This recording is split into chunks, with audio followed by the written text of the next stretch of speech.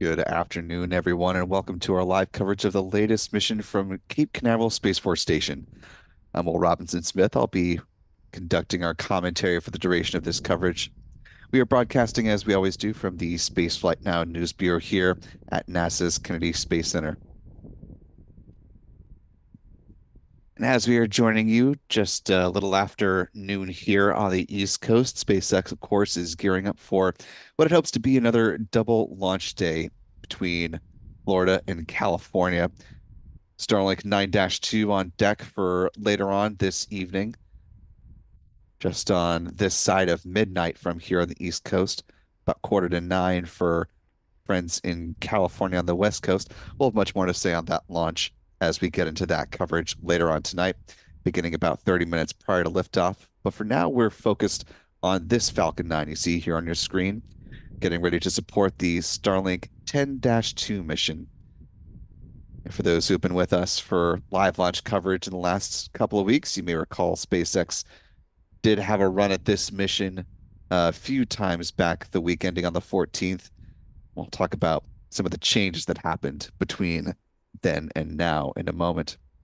First off, though, want to welcome in our team helping to support our coverage of the mission today. Of course, our Spaceflight Now editor, Stephen Young, running the technical operations of the broadcast, as usual.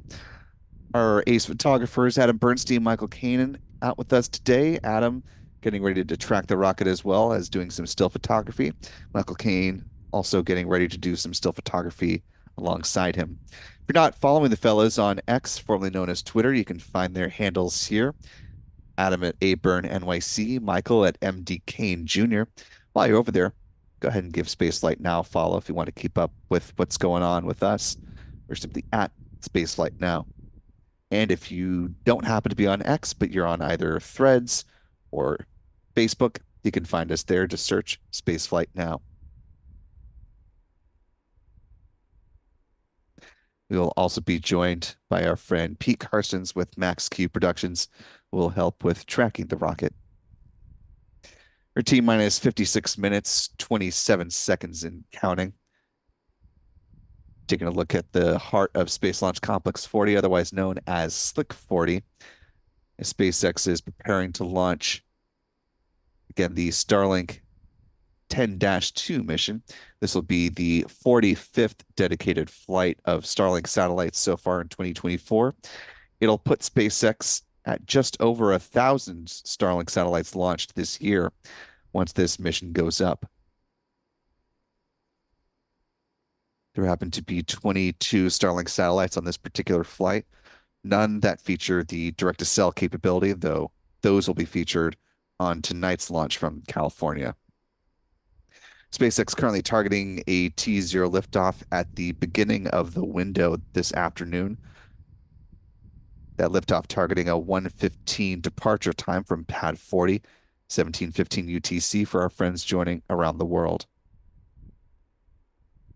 If you're just stepping in with us at the beginning of our launch coverage, first of all, welcome. Glad to see the more than 1,500 of you that have stepped in at this point in coverage. If you haven't already, be sure to hit that like button. Shows YouTube that you are with us and engaged and helps more folks find their way into our live coverage as we roll merrily along. Be sure to subscribe to Spaceflight Now. Also, if you haven't already, click that bell icon when you do and make sure you have notifications turned on. That way you'll get an alert next time we begin our live coverage or upload a new video to YouTube here. Before we press on, I want to thank our wonderful moderators who join us and help us with coverage. So I see Callistia Lee is with us. And of course, we'll keep our eyes open for some of our other moderator friends, Stephanie B., Astro Jen, Astro Joe, and Rusty Shackelford. We're also powered by a wonderful channel member community here on YouTube. So thanks to folks like Paz Maria H., Tim Lehman, that Opal guy. Let's see who else is here this afternoon. Butterfly is with us today. Zeus's mommy. Mel Roberts Harold. James Fowley. Commuting in Atlanta. Good to see you all today. Hello, David Hartman. Channel membership comes with a number of perks, including discounts at our online shop. That's spaceflightnow.com, where you can find things like the embroidered mission patch for the forthcoming Crew 9 mission and the still in progress crew flight test of Boeing Starliner spacecraft. For those who may not have caught the late Friday update from NASA, Starliner will remain docked to the International Space Station for a little while longer still. They're going to go ahead and let the planned spacewalks happen first, including one that is the second one coming up on July 2nd. In a previous briefing, NASA and Boeing noted that they have undock opportunities about every 4 days. So once they shifted off the 22nd and looked at the 26th, now that they're looking a little further down the road, the opportunities popping up along that schedule would have been the 30th of June and then the 4th of July. So if you do the math, the earliest now undocking time would be no earlier than July 4th.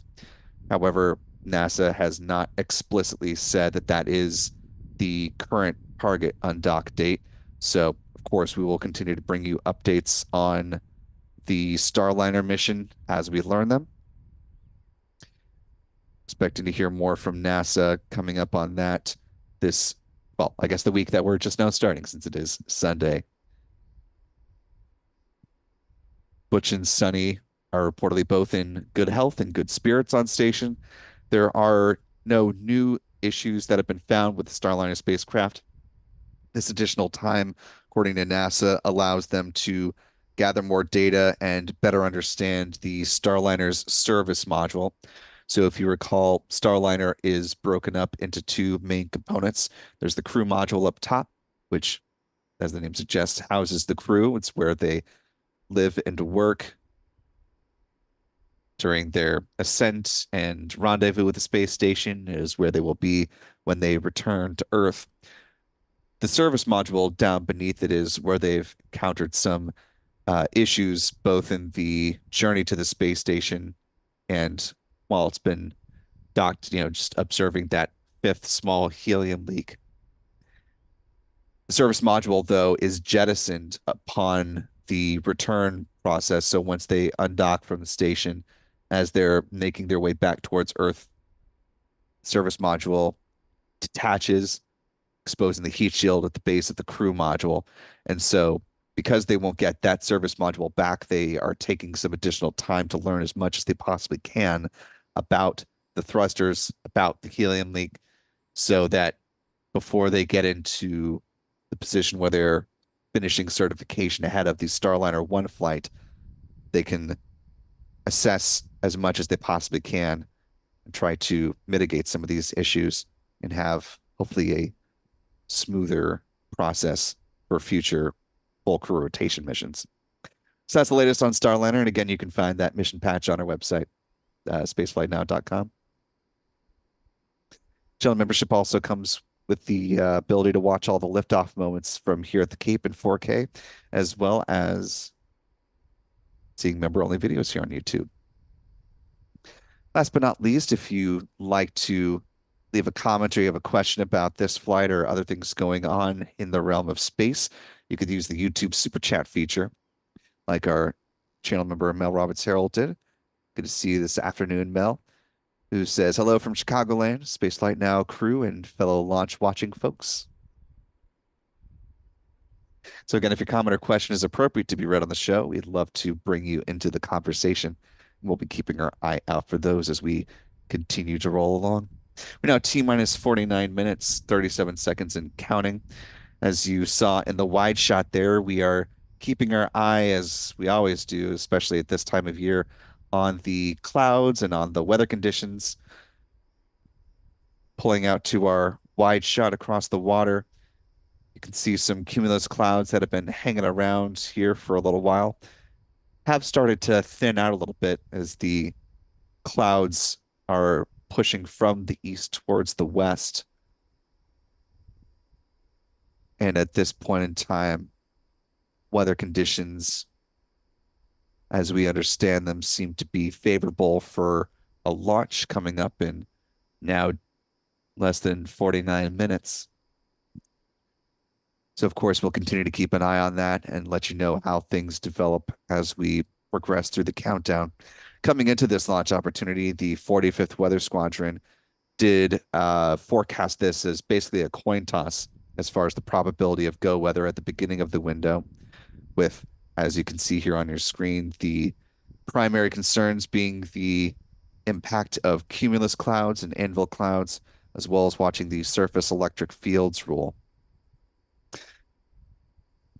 One of the main things that launch weather officers are looking for as they build their forecast is the impact of the rocket and creating its own basically static electricity and generating lightning, which would be dangerous for the rocket, the payload, as well as just the surrounding area.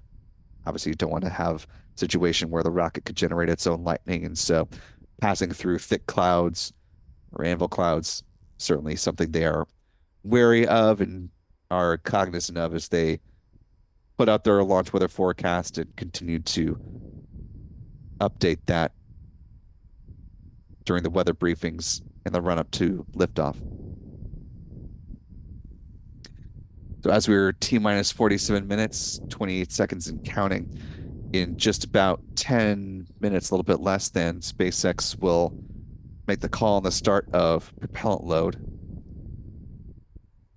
see if they're in a good position to move forward. So before they get to that point, let's go ahead and step through the countdown timeline, let you know what's coming up for this mission and the milestones that we're expecting as the countdown progresses.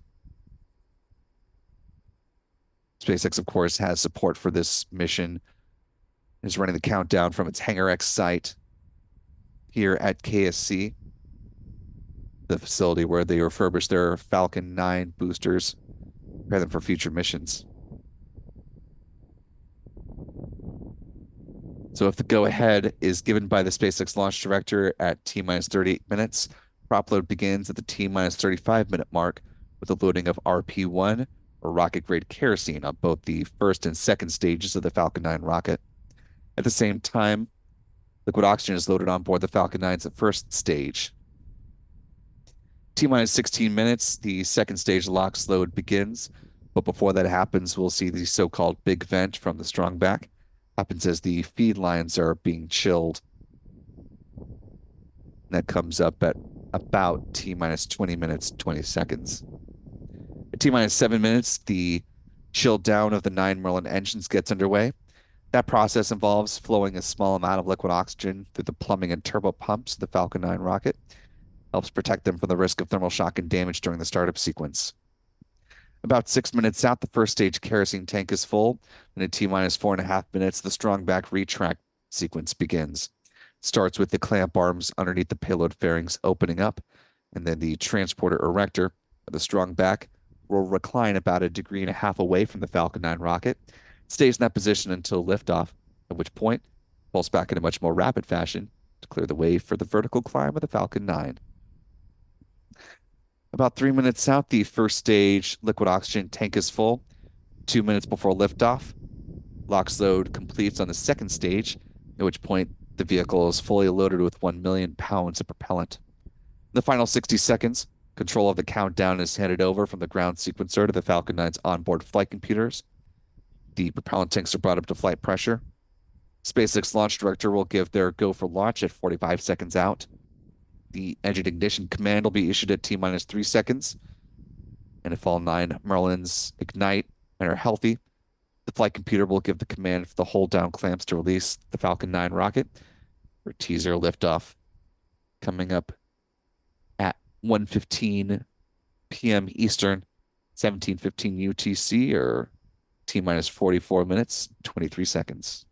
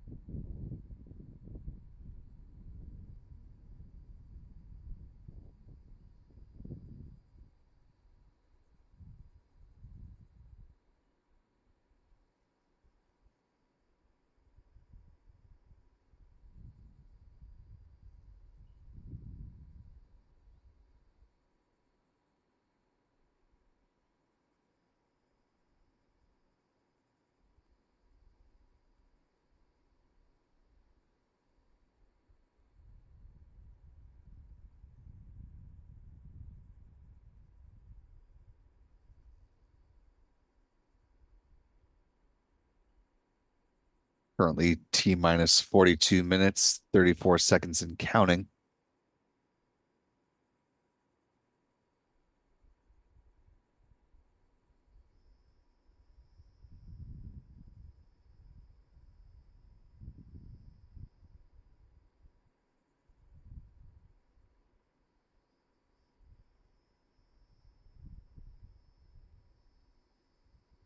We are now just about 4 minutes away from the point at which the SpaceX launch director will make their call on the startup prop load today. Taking a look at the live chat, want to thank Donna E for being a member now for 4 months at the pad leader level. Thank you, Donna, who says, so fun to be here and interesting. Yes, spaceflight always carries a lot of interesting things with it. Sometimes some surprises, as we saw with the last time SpaceX tried to launch this particular mission, and hopefully, knock on wood, that will not be the case again today. Also want to thank two of our other wonderful channel members, Psychonaut69 for gifting a Spaceflight Now membership, and appreciate that, Psychonaut, and to Callisti Lee for gifting 10 Spaceflight Now memberships. Appreciate the two of you helping to grow our community here. And to our newest 11 channel members, welcome aboard. We're glad to have you with us. If you haven't already, be sure to thank Psychonaut and Callistia in the live chat, and we hope you stick around.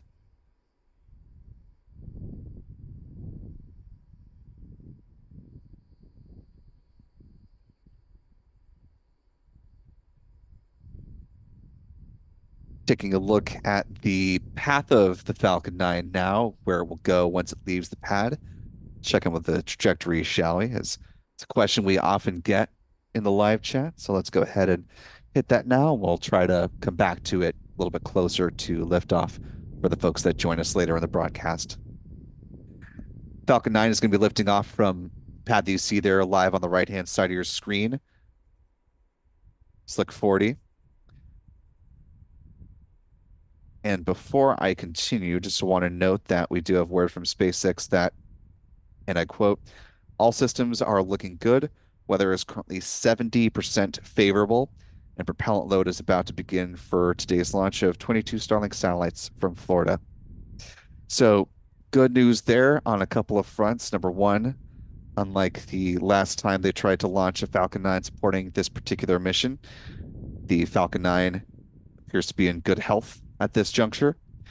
They're getting ready to start prop load. So, as you noted in the countdown timeline, sort of in a general sense, the T minus 38-minute mark is when they take the poll and the start of prop load. That's not a hard and fast, always have to stick with that exact time sort of thing. If they are feeling confident and have a good level of assurance earlier, they can take that poll a little bit early. The prop load process will continue on at the same timeline. That's not really an adjustable thing for the most part. So prop load is set to begin now in 4 minutes. Coming back to the trajectory, once the Falcon 9 leaves the pad, as is the case with this particular shell, the rocket will fly in a northeasterly trajectory along the coast of the United States. So for our friends in central and northern Florida, Georgia, up into the Carolinas, hopefully it's not too terribly cloudy where you are. And if you happen to be in that part of the United States, let us know. And if you are able to catch a glimpse of the Falcon 9 as it makes its climb uphill, you're able to capture that. Be sure to tag us on X. We'd love to see some of those photos or a video if you're able to capture it. Following stage separation, this booster will land on one of SpaceX's 3 drone ships. Of course, they have 2 stationed here in Florida, and the one on deck this afternoon is a shortfall gravitas. The upper stage will continue on with the Starlink satellites, and the payload fairings will be jettisoned a little bit downrange as well. They'll be scooped up by one of SpaceX's recovery vessels and brought back to Port Canaveral for refurbishment, turnaround for future flights.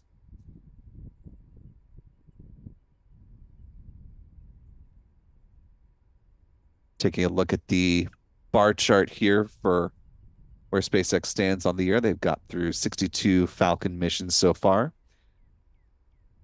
Coming up, it's number 63 today.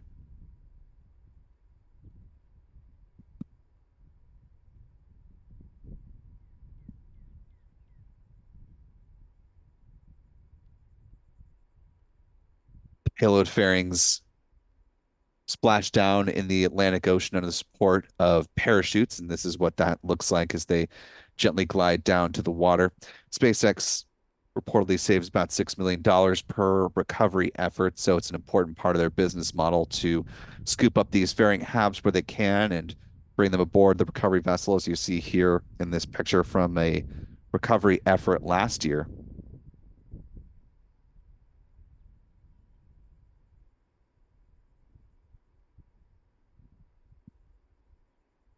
SpaceX is in the process of certifying its fairing halves as well as its boosters for up to 40 flights, 40 flights.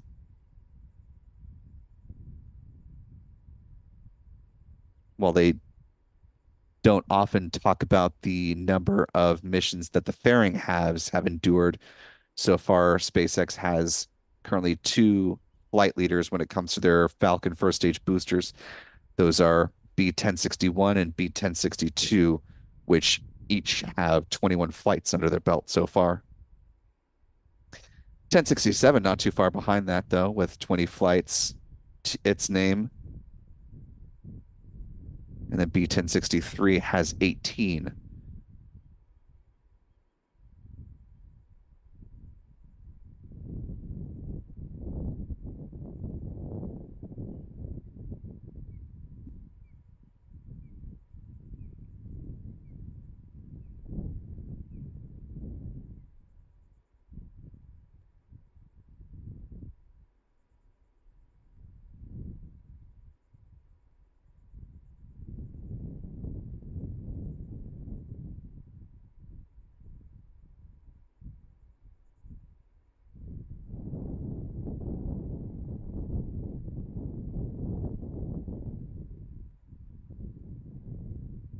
Currently T minus 35 minutes, 4 seconds and counting.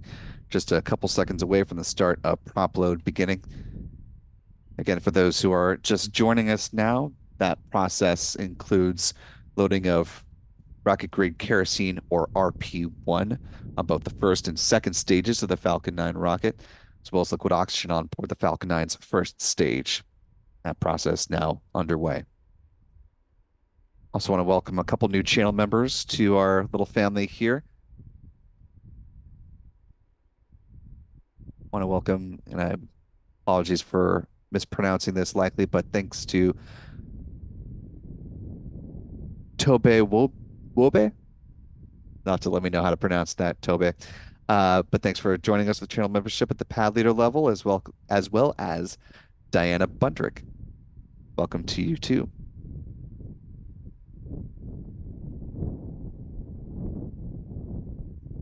Also want to thank T McGee for a $5 super chat. Really appreciate that. Who asks, why have they been going northeast more lately from the Cape? So we saw a number of launches heading in a southeasterly trajectory for a while there, a good stretch when they were launching to the sixth shell of the Starlink constellation. They are now launching to the 10th shell, so a different orbital inclination. And so that necessitates a different launch trajectory to make sure that they get into that right orbital plane.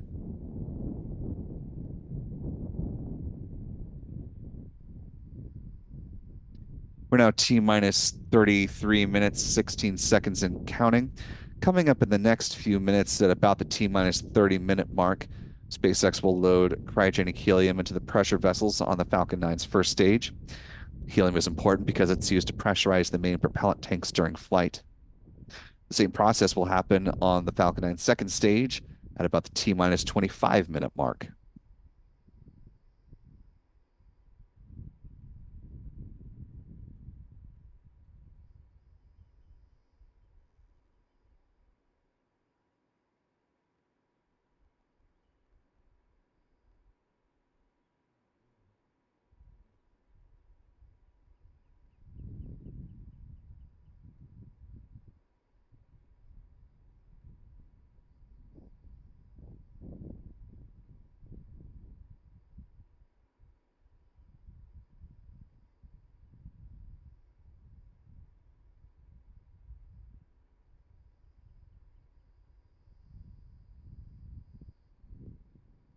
Now at T minus 32 minutes, 7 seconds and counting.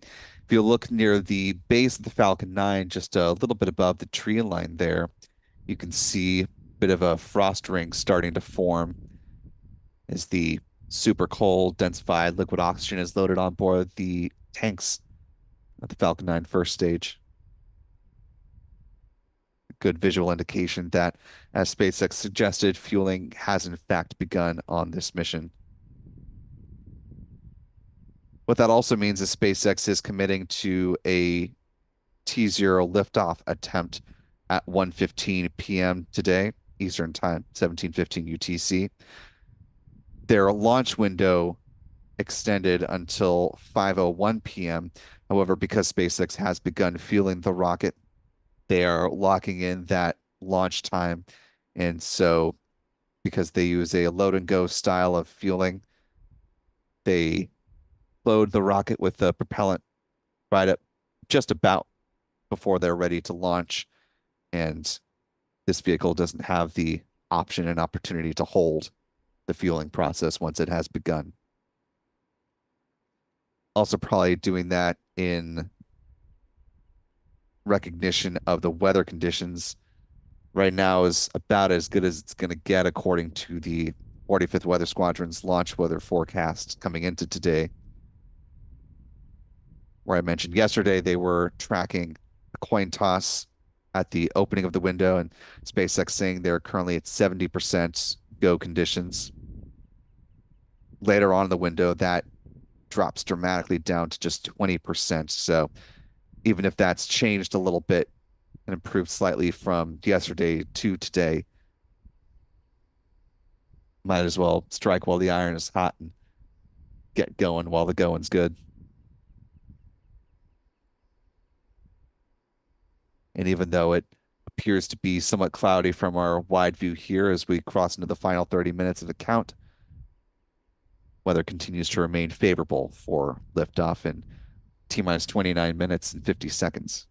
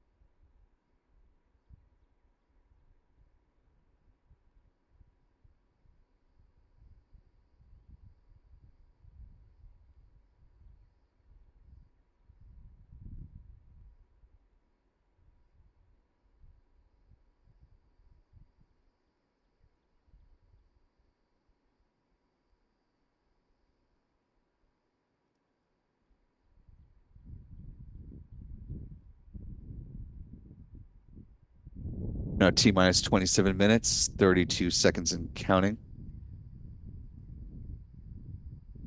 Talking about the payload that's on board this particular Falcon 9 rocket, the most often flown items for SpaceX, and surprisingly, its own Starlink satellites, 22 of them on board this particular Falcon flight. Again, this will be the 45th dedicated Starlink launch so far in 2024.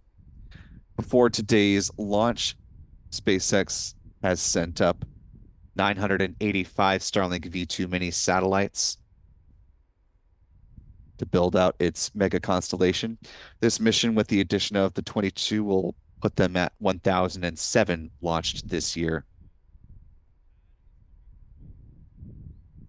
So far, there have been also 107 launches for the V2 mini variety of the Starlinks.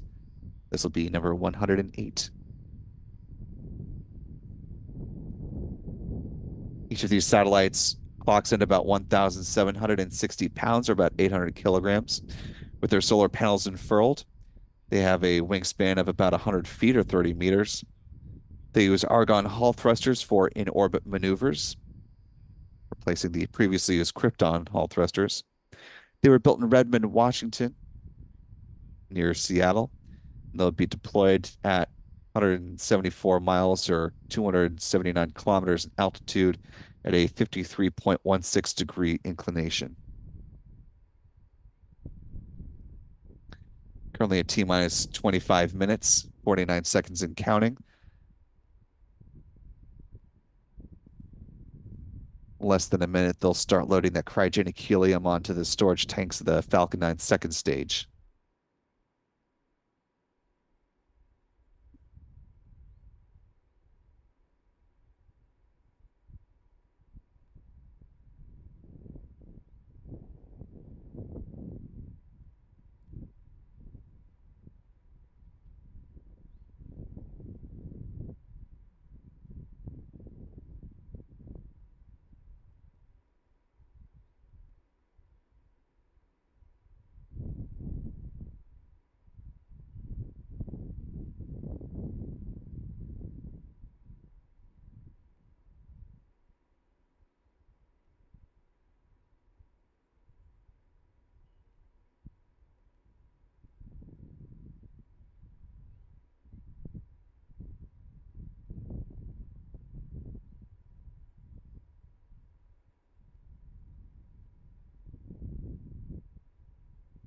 Now at T minus 24 minutes, 35 seconds and counting.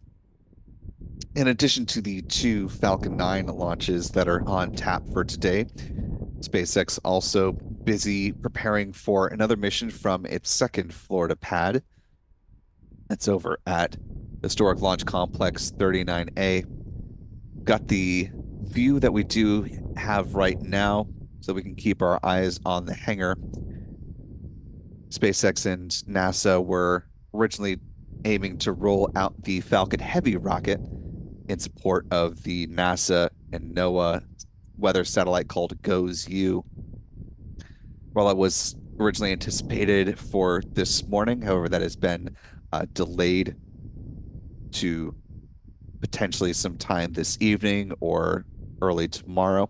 We'll keep our eyes and ears open for updates on that. And of course, you can always watch Pad 39A on our 24-hour live channel. That's over on Launchpad Live.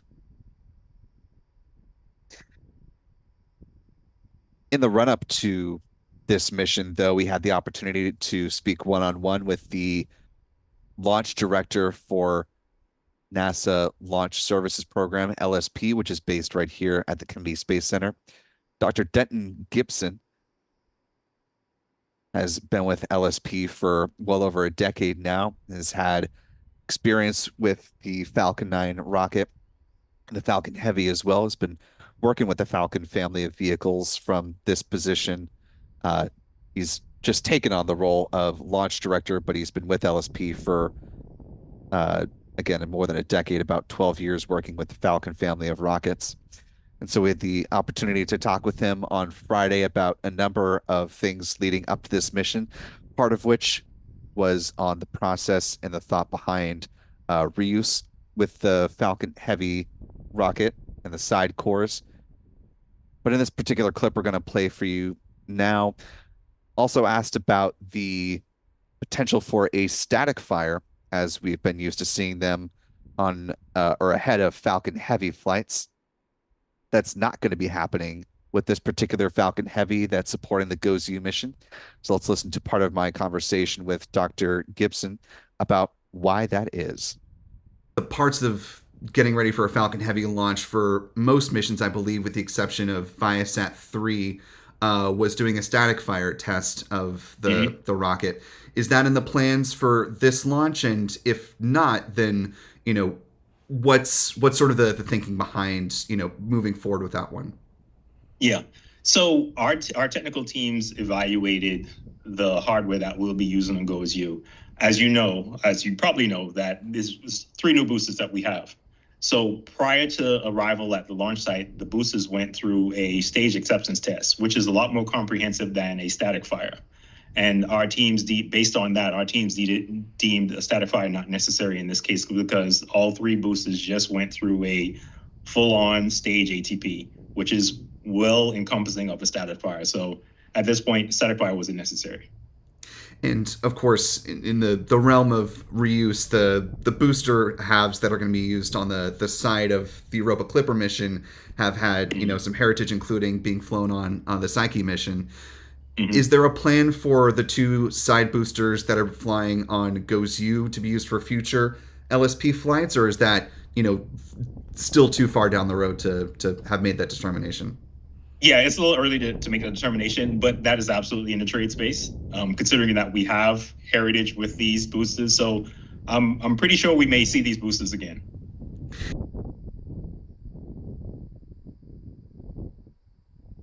And our thanks to Dr. Gibson for his time on Friday, squeezing in an interview with us in between a number of meetings. So really appreciate that. As we are now at T minus 20 minutes, 14 seconds and counting, you can see the big vent has now begun here on the Falcon 9 rocket, getting ready to support the Starlink 10-2 mission. Good sign that fueling is continuing to press forward on schedule. This venting will happen until about the T minus 16 minute 30-second mark, concluding about 30 seconds before second stage LOX load begins.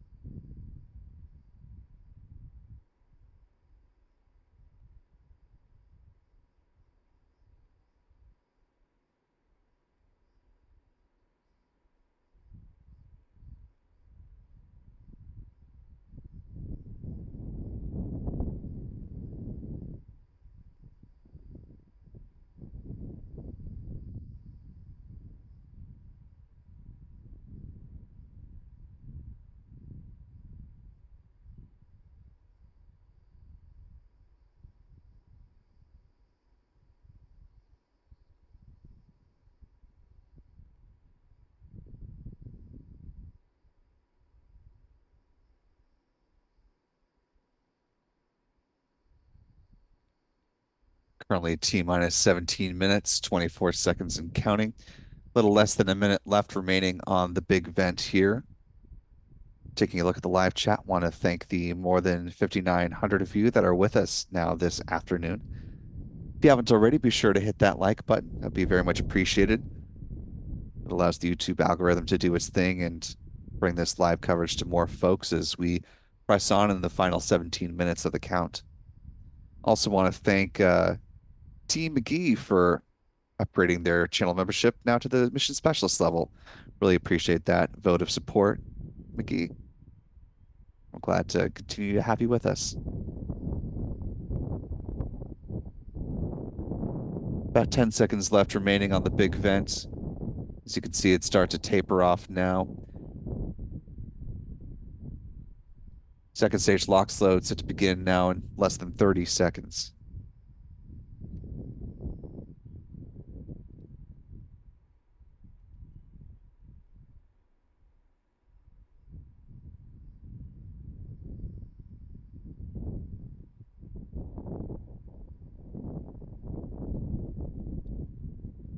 Yes, I see some folks in the live chat talking about the Vandenberg launch tonight.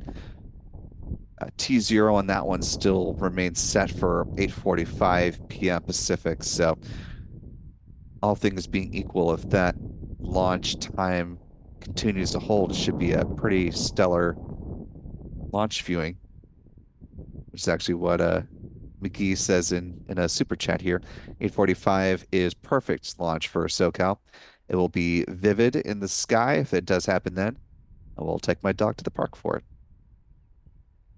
That sounds like a great way to spend a Sunday evening, get some good vibes, and get into a wonderful frame of mind heading into the work week. Assuming you are a Monday through Friday kind of a job. There's all kinds of jobs, all kinds of schedules out there. Lord knows that's the case with this business.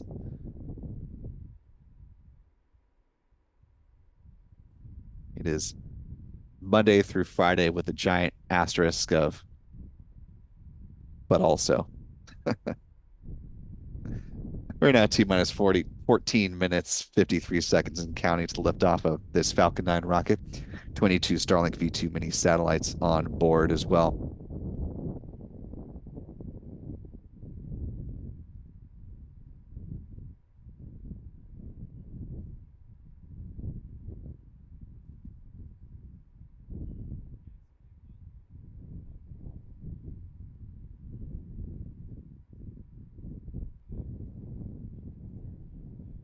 For those who were with us for the first launch attempt, or launch attempts, I should say, of the Starlink 10-2 mission, last time we talked about the booster history for that opportunity. We were talking about an entirely different booster. That was 1073 in the SpaceX fleet. It was going for its 16th flight. However, SpaceX hit a scrub at the T0 mark as the engine ignition sequence was already underway. SpaceX has not said much about that other than to just note that it was dealing with a quote real issue that needed them or that necessitated them to inspect the hardware in detail on this vehicle. So in between that launch opportunity and where we are today, they have in fact swapped boosters. So the booster that's flying this mission is actually 1078 in the SpaceX fleet. So different booster history. Let's go ahead and give you the lowdown on this particular launch vehicle as we get closer to seeing it fly, coming up in just about 13 minutes. This booster began with a crew mission, that being the 3 astronauts and 1 cosmonaut of the Crew 6 flight up to the International Space Station that lifted off on March 2nd, 2023. This, of course, as the name suggests, was SpaceX's 6th crew rotation mission to the ISS.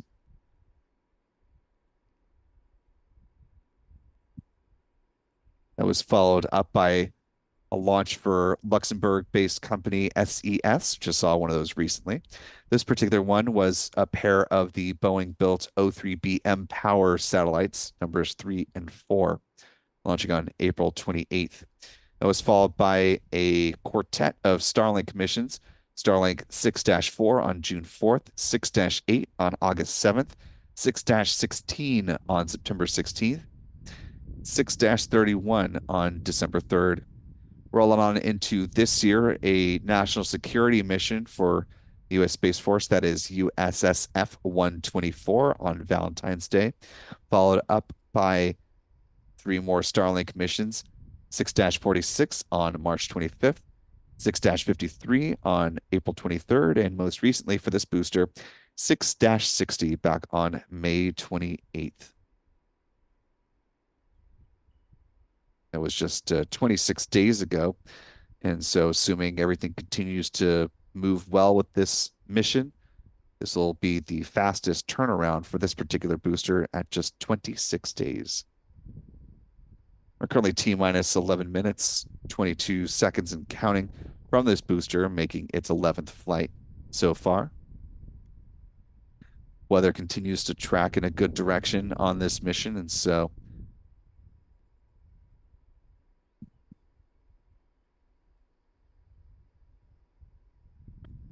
as Stephen is reminding me in my ear, assuming that things continue to progress well and we get a liftoff just under 11 minutes, this will become the fastest turnaround of this particular launch pad for SpaceX as well, at 2 days, 19 hours, and 40 minutes. Of course, SpaceX is continuing to push towards a more airport-like environment for its launch pads and with its Falcon family of rockets. So it is taking lessons learned forward from each mission on how to make sure its launch infrastructure is able to support a rapid launch cadence and has been continuing to decrease the turnaround time for its pads from a while ago, from months down to weeks, down to days.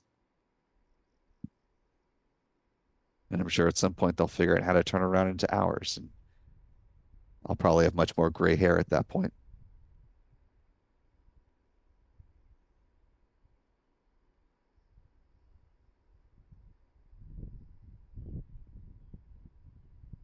As we're cruising into the final 9.5 minutes of the count, let's go ahead and talk about that workhorse vehicle for SpaceX. Of course, the Falcon 9 rocket, standing at 70 meters or 229 feet in height, with a diameter of 3.66 meters or 12 feet. Most of that made up by the first stage, the bottom 2/3 of the rocket, the base of which you see the 9 Merlin engines, hence the name, which burn rocket-grade kerosene and liquid oxygen, producing 1.7 million pounds of thrust. Around the engine compartment are black carbon fiber landing legs that are used to land the first stage on the drone ship. Again, they are using a shortfall of gravitas today to catch this booster. Above the first stage is the inner stage. This is a composite structure consisting of an aluminum honeycomb core, which is surrounded by carbon fiber. In that image on the right-hand side of your screen, you can see the deployable hypersonic grid fins. These are titanium winglets that provide stability and steering for the Falcon 9 as it comes back through the atmosphere, tail first like a big old dart towards the drone ship. The top of the inner stage are 3 mechanical latches that attach to the second stage. That first stage main engine cutoff. High pressure helium is used to release those latches, or pneumatic pushers ensure a clean separation. The second stage engine nozzle is also housed safely inside the inner stage adapter until stage separation. Speaking of that second stage, the upper stage of the Falcon 9 is powered by a single modified Merlin engine called a Merlin vacuum engine, or an MVAC engine. It's equipped with a large nozzle, which is optimized for burns in the vacuum of space, hence the name. Produces more than 200,000 pounds of thrust, and it will be fired twice on today's flight, placing the 22 Starlink satellites into their intended orbit. The MVAC engine burns the same prop mix as the first stage, that being RP1 and LOX. Following Starlink satellite deployment, there will be a third and final burn to deorbit the upper stage, push it back through the atmosphere where it will burn up to help eliminate the risk of any unnecessary space debris on this mission. Finally, at the top of the rocket are the payload fairings. These fairing halves are made up of a carbon composite material standing 13.1 meters or 43 feet in height and are 5.2 meters or 17.1 feet in diameter. The fairing halves will be recovered a little further downrange from where the first stage lands on the drone ship, shortfall of gravitas. They gently splash down under parachutes and will be scooped up by one of the recovery vessels and brought back into Port Canaveral, where they will be offloaded, brought to Cape Canaveral Space Force Station for assessment, refurbishment, and eventually put back into service.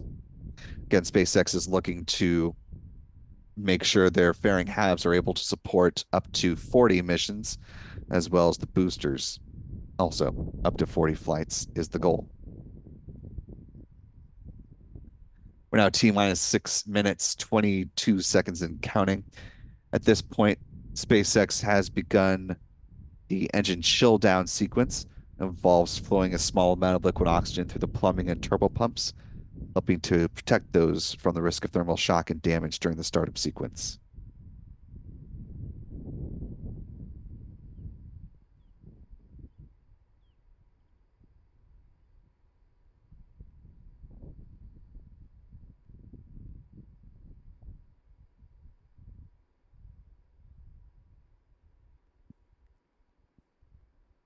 Now at T minus 5 minutes, 43 seconds and counting. Before we hit the strong back retract sequence coming up in just about a minute, want to first off thank the more than 12,000 of you who are joining us live this afternoon. If you haven't already, we greatly appreciate it if you would hit that like button for us. It allows the YouTube algorithm to see the engagement here and bring some more folks into this live coverage. It's always great to give people the opportunity to see a launch live if they're not busy with other things going on in their life. And we appreciate your support in helping us to do just that.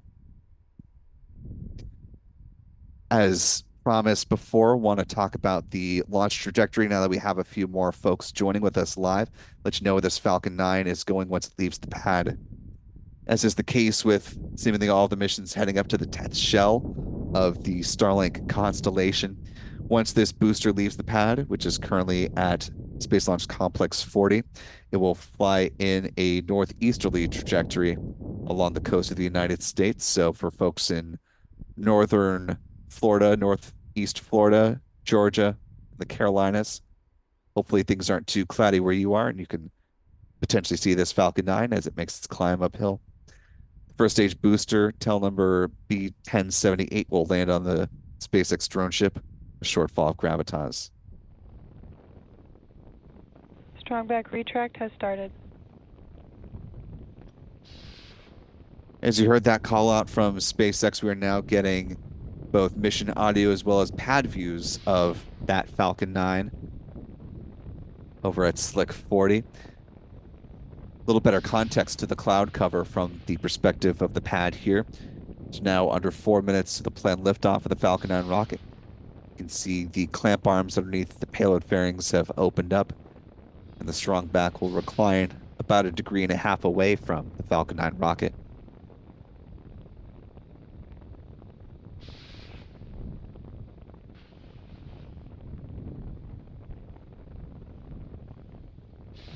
Taking a quick look at the live chat here, I want to thank a few more folks for your support this afternoon.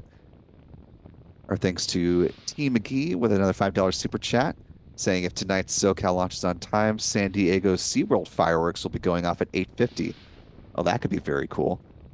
Hopefully, someone will get a nice shot combining the two of those events. Love to see that photo. Actually, that'd be a really cool video. So if anyone has plans to go to SeaWorld, let me know if you're able to capture that.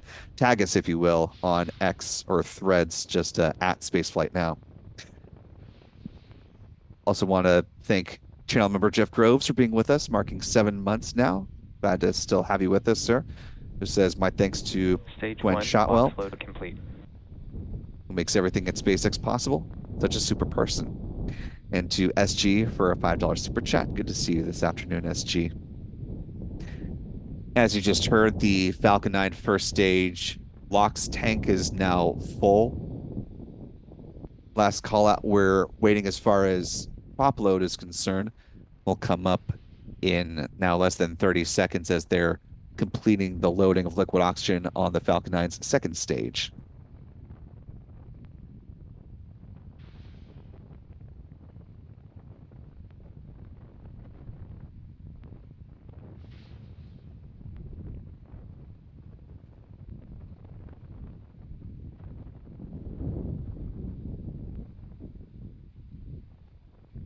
Stage 2, LOX load complete.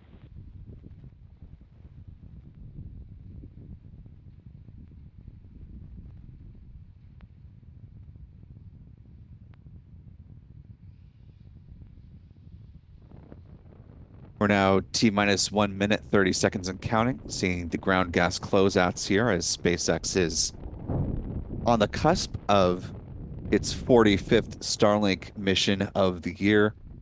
This will also be SpaceX's 63rd Ground gas closeout. Falcon launch.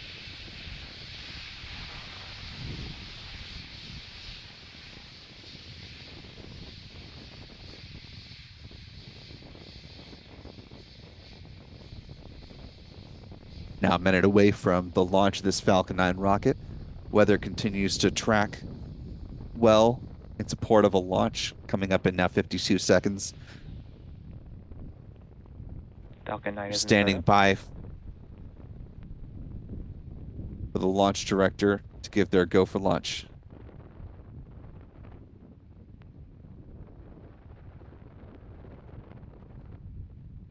Go for launch.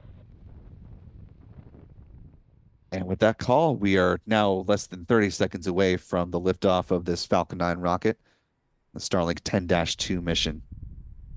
20 seconds.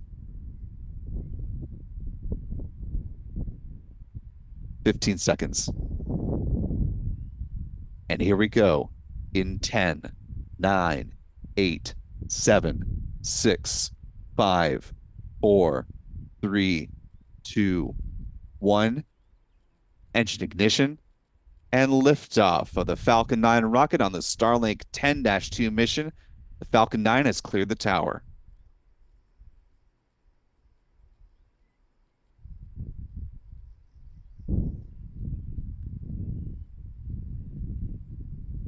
Falcon 9 now soaring into the clouds above Florida's Space Coast. A little more than 20 seconds into flight.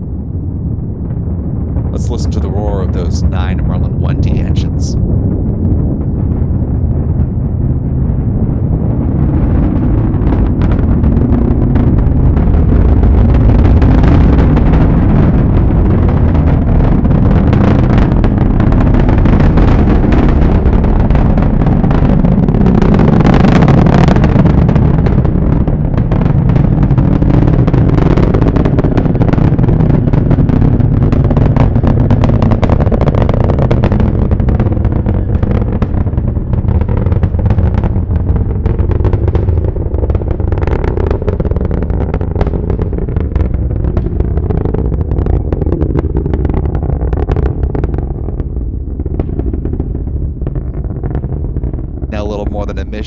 A minute into the flight, Falcon 9 now traveling faster than the speed of sound and passing through max Q, the point of greatest aerodynamic pressure on the vehicle.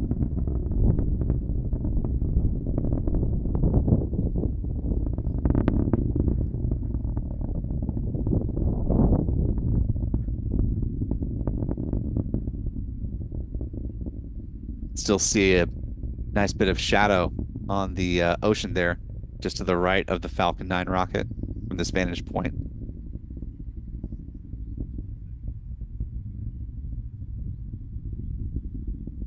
Little temporary marker of its climb uphill. Now, a little more than 2 minutes into flight, we're coming up on a few different events in fairly rapid succession. We'll see first stage main engine cutoff or MECO at about T plus 2 minutes and 24 seconds.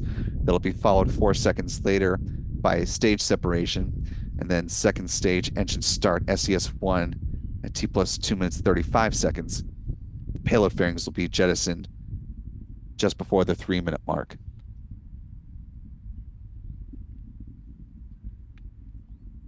So in real time, we've hit MECO and stage separation.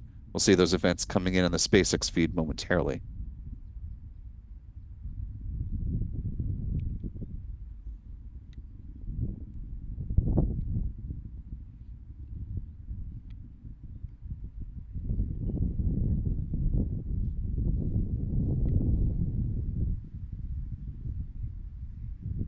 All good callouts from SpaceX. You've seen those events here on your screen.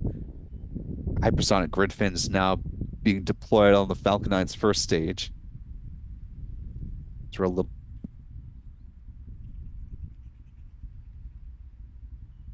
and there go the payload fairings, exposing the 22 Starlink satellites for the first time on this mission. And you can see one of those fairing halves falling away back down to Earth, where it will gently splash down to the Atlantic Ocean under support of a parachute system. A little more than 3.5 minutes into flight. Coming up, the next event will be the start of the first stage entry burn. It picks up at about T plus 6 minutes and 9 seconds, lasting about 24 seconds in total.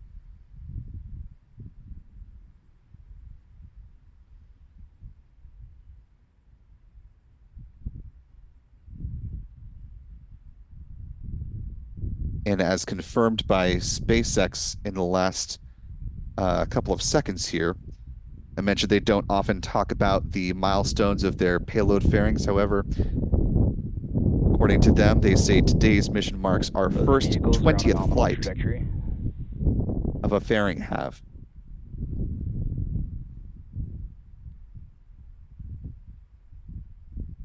So congratulations to SpaceX on reaching 20 flights with at least one half of the payload fairings that we just saw fly moments ago, now making its way back to the Atlantic Ocean.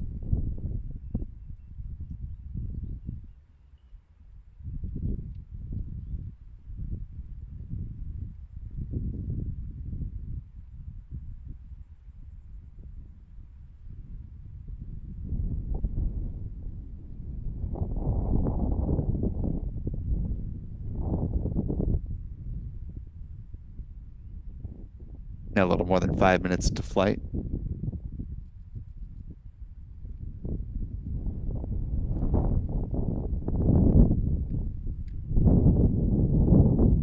Those little bursts that you're seeing in between the two grid fins here on your screen, those thick cold gas thrusters, they help adjust the attitude of the Falcon 9 first stage, or its orientation, as it begins to make its way back down towards the drone ship, a short fall of gravitas. So you can see we're well past the point of its apogee. As the altitude meter continues to tick down. Soon we'll see the speedometer begin to plummet as well once that entry burn begins, essentially slamming on the brakes as this booster heads down towards the drone ship. Start of that burn coming up in now less than 10 seconds in real time. What you're looking for, though, is on the Those SpaceX vehicles continue count. to follow a nominal trajectory.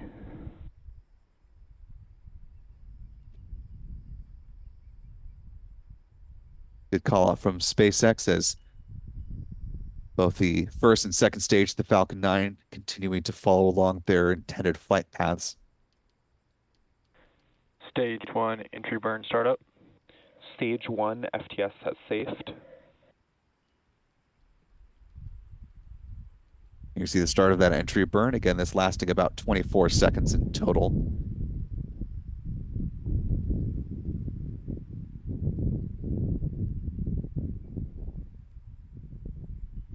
That other call out for the flight termination system, Stage FTS. 1 entry burn shutdown. Safed. That FTS no longer needed at this stage in flight. Now, a little more than 7 minutes into this mission. Coming up next will be the first stage landing burn beginning. It's coming up at T plus 7 minutes and 53 seconds.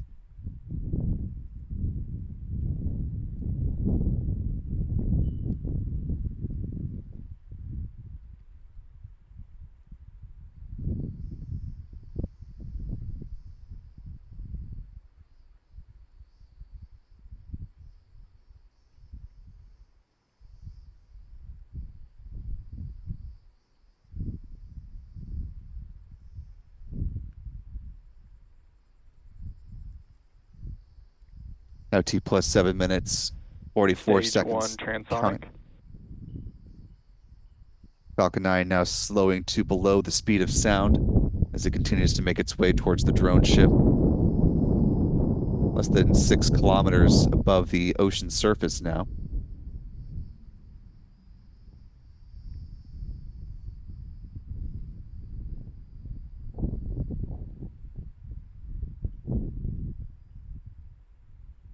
Stage 2 is in terminal guidance. Stage 1 landing burn. That landing burn now underway. Get some views from the drone ship momentarily.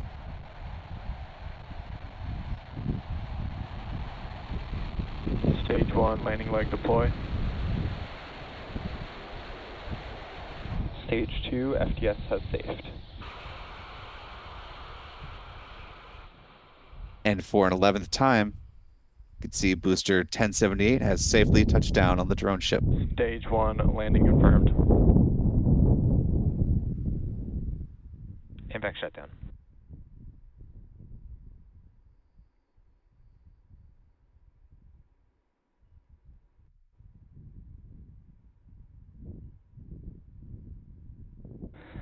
Nominal park orbit insertion.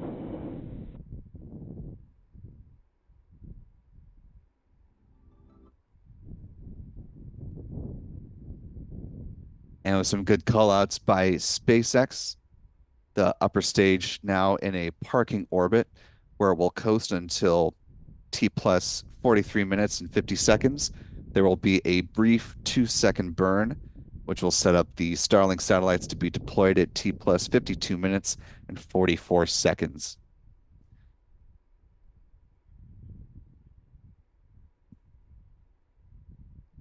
And following some challenges, the last time they tried to launch this mission back on the 14th, SpaceX now well on their way through deploying the satellites on the Starlink 10-2 mission. Something I'm sure they're glad to have mostly behind them now at this point. Obviously, the satellites still need to be deployed, but B-1078 was able to do its job, and we'll continue to keep our eyes open to see at what point they're able to bring B-1073 back into service.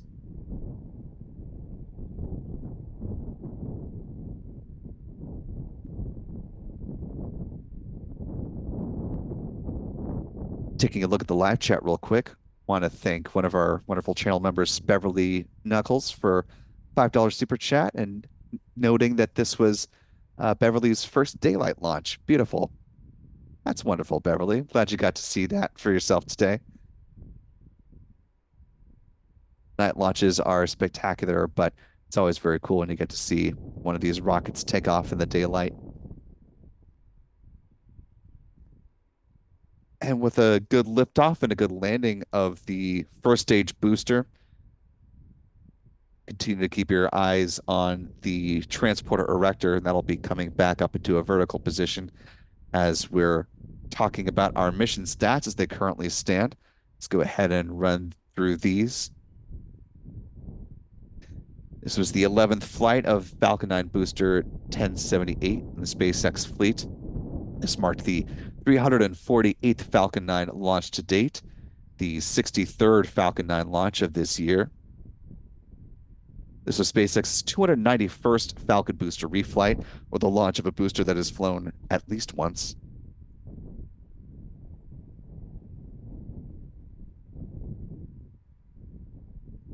This was SpaceX's 65th launch of this year so far, including the 2 flight tests of its Starship vehicle from down at Starbase in southern Texas.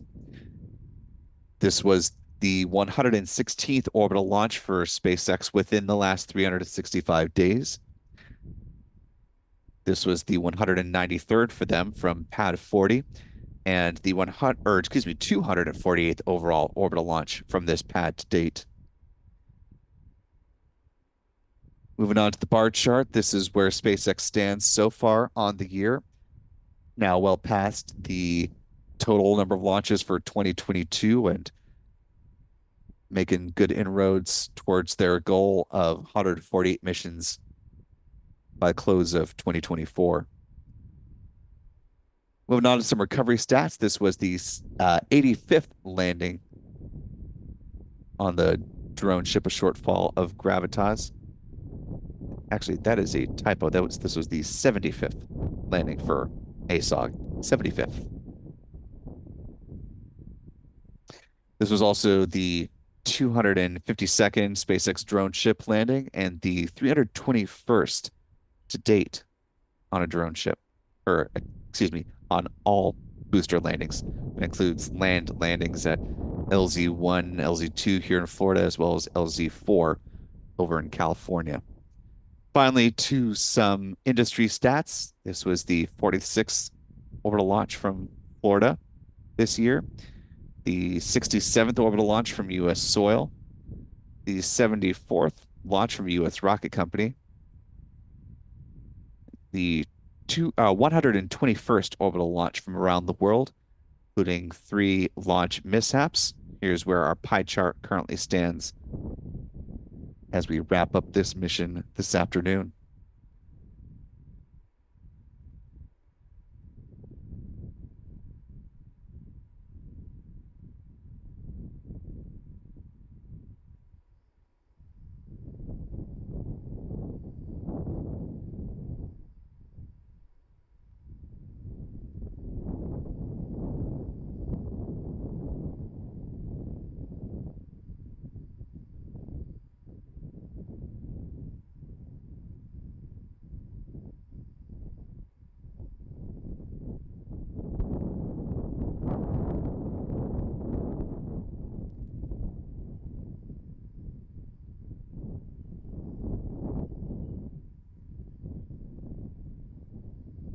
As a reminder, you can always tune into our 24-hour live stream, Launchpad Live, where we've got views of Pad 39A, among others.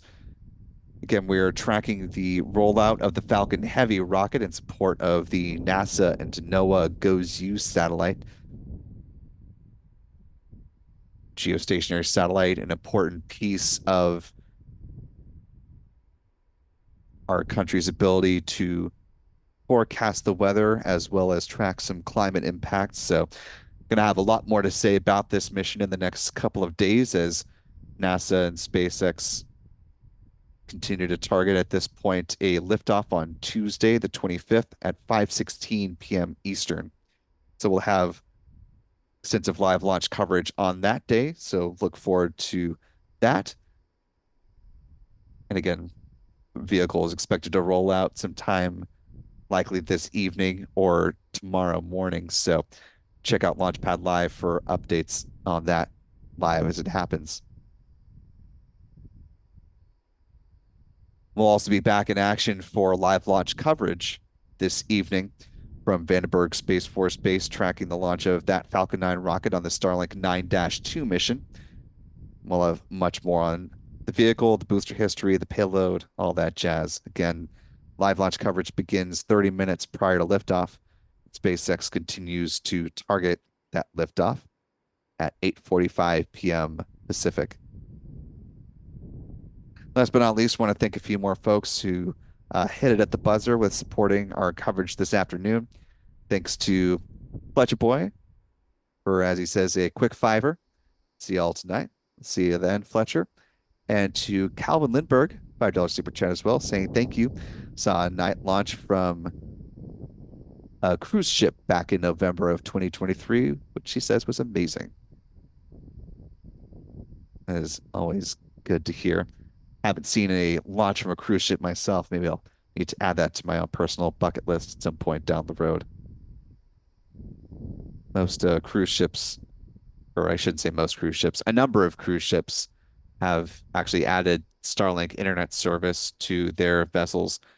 Carnival has actually completed outfitting all of its cruise ships with Starlink internet service. So one of a number that has really committed to going in this route as far as providing its passengers with that level of satellite internet. Of course, other cruise ships have different options and have opted for different things, but ties into this mission. So just leave you with that little nugget.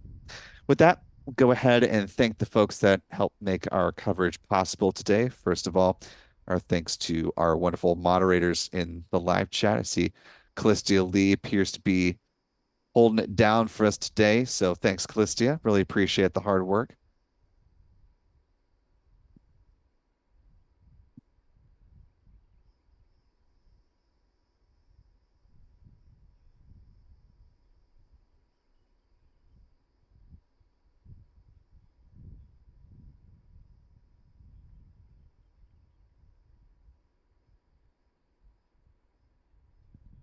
Also want to thank our friend Pete Carsons with Max Q Productions, helping us track the rocket. A little bit tricky given the level of cloud cover. Our thanks as well to our launch photographers, Adam Bernstein, Michael Kane. Got some great shots of the rocket, and you can check those out on X, only known as Twitter. Have those up there very shortly. Also want to thank our Spaceflight Now editor, Stephen Young, for running the technical operations of the broadcast. And last but not least, Dialogue Gaming with a last minute super chat saying, "Good morning. What if you've ever seen anything strange during a launch like a UFO or UAP?" I'm gonna say I haven't. Not sure about the other fellas, but strangest thing that I've seen is just the rocket itself going up. I can't say I've seen an alien, but or a UAP.